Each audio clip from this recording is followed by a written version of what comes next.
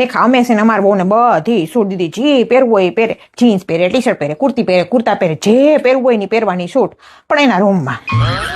અને અમારા તરફથી એને ઘરમાં કાંઈ બંધન નહીં, એને જ્યાં ફરવા જવું હોય ને ત્યાં છૂટ. જો પૂછે એને આવું એને કાંઈ ના પડે ને તો કયો, એને આવડું મોટું ઘર છે, મેં કીધું આ રૂમમાં જા, ઓલા રૂમમાં જા, ઓસરીમાં જા, ફળિયામાં જા, જ્યાં ફરવું હોય ત્યાં ફરવાની છૂટ. આપણે કોઈ દિન ના જ નથી પાડી, બોલો.